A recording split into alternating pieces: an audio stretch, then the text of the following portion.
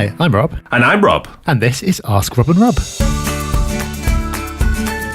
Hello everyone and welcome to the Ask Rob and Rob show.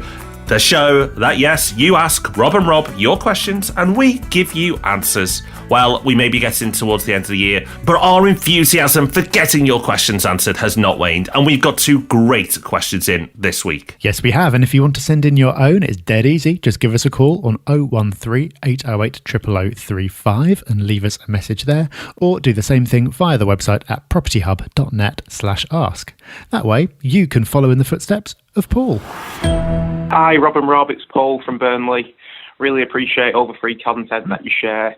It's certainly encouraged us to take the first step this year. We bought our first property in February and hoping to complete on number 6 next week. So thank you for that. My question is about bungalows. So we're looking at a strategy of buy, refurb and refinance bungalows so that we can rent them out. Key to that strategy is the end value when we refinance the bungalow. And what we're finding is, because of the demographics of bungalows, typically there's a low turnover of sales, so we're struggling to get sold comparables in the vicinity.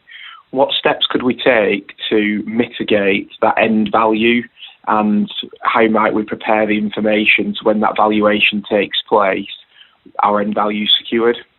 Thanks, guys. Bye. Thank you, Paul. Really good question. And unfortunately, not a question with an easy slam dunk answer. It's like, just do this and everything will be fine. Valuations are always a bit of a dark art. You always want to make some kind of sacrifice to the valuation gods before they come round because it is all a bit random. And when you don't have strong comparables, it's even more difficult. And that's amplified by the situation where you're trying to prove that you've added value, because in the absence of any other sales, you from 6 months ago or however long it was are your own best comparable. So it's going to be difficult to persuade someone to give you a big uplift. So there's no magic answer, but there are a few things that you can do to give yourself the best chance of getting the number you want.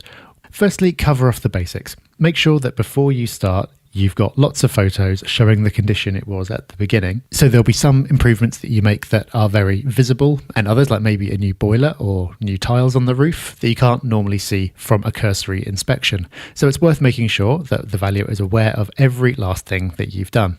Something else that you can do that I've heard of people doing is actually getting a valuation done at the start before you purchase, and asking that valuer, as well as telling you what it's worth now, to give an opinion on what the property will be worth once it's been refurbed to the standard that you're expecting. That does mean that you'd have to pay for a valuation, whereas normally you might not. But it does mean when you get to the end, along with all your photographic evidence and your list of everything that you've done to the property, you can show the new valuer the original report and show them the value that you were told that you'd be able to get. Now, that's no guarantee that the new valuer is going to agree. They might disagree with their colleague. They might say the market's moved. They might argue to the standard it's been done to. They're completely free to come to their own judgment. But the more data points you can give them, the more you can show that you've done your homework and you're prepared, the more likely you are to win them over to your way of thinking and get the number you want. So there's your answer, Paul. In the absence of any other comparables, make sure that your own comparable is as strong as it can possibly be. Hope that helps, and good luck. Well, Paul, I hope you're happy with that. And this week we're staying in the north because our next question comes in from Luke, and he's from wonderful Liverpool. Hi, Rob and Rob. My name is Luke. I'm based in Liverpool and have a small portfolio. If I could just start by saying a huge thank you to you both for the resources you share and for the information on the podcast. Little bits of info just seem to mount up week by week and really, help someone like me who's trying to make a little bit of progress. So thank you very, very much.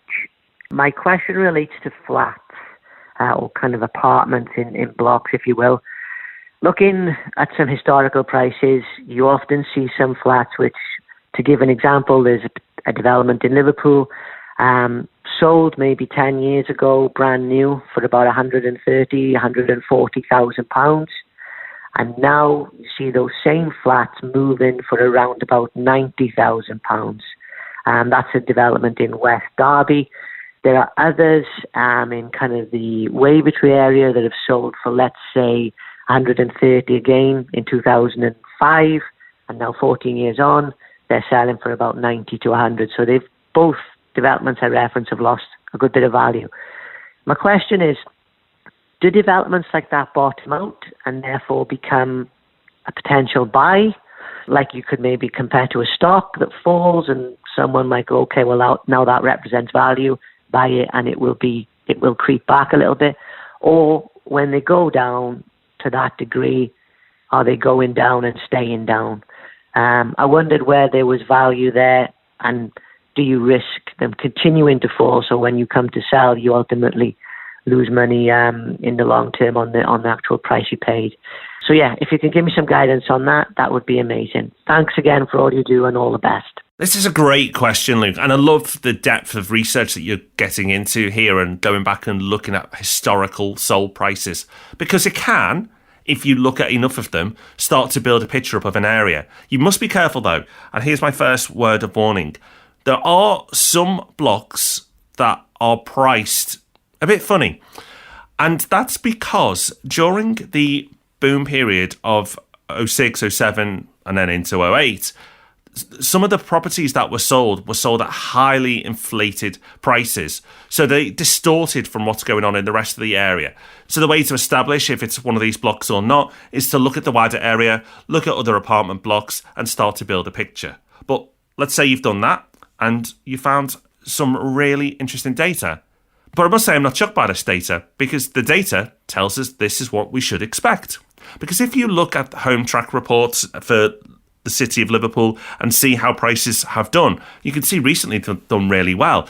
But the prices today are only just at where they were at the peak in 07. So they've only just recovered to that level. And remember, that's an average for the city. You're not looking at the city centre here. You're looking outside the city centre. So it could be as simple as these are just further behind the curve. The ripple effect from the city centre hasn't kicked out yet. And I must say it might not for a few more years.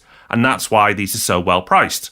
So, to answer your concern, will they fall further? I would say highly unlikely. But a way to give yourself some confidence is look at the yield. What sort of yield are you getting on these properties? For example, if you can pick them up for around £90,000 and the rent is, say, £600, well, then the yield would be so strong that it would be difficult for it to fall much further, because it's so attractive from a rental returns point of view. And the investors would bring the price back up if prices dropped, because the chances of rent and property valuations dropping right down at the same time are slim. So I'm going to give it a caveat that I've not done all the research into all these blocks and I can't give you cast iron solid advice, but from a general point of view and a general understanding of the market here, to me, these are pretty much where you'd expect them to be for this phase of the cycle. And there's some great potential for upside in the future. Although I do believe the city centre, you'll see price movement now and will continue to for the next few years. But it might be a couple of years at least before you see these areas that you've mentioned start to move up from a price point of view. But if you're prepared to be patient, then crack on. So thank you to Paul and Luke for sending us some wonderful questions for us to get our teeth into this week. If one of those questions has sparked off a question in your own head, then send it in. 013 808 0035 is the number, or go to propertyhub.net/ask. We'll be back to do it all again next week, and before then, we'll see you for the Property Podcast on Thursday. Until then, bye-bye. Bye-bye.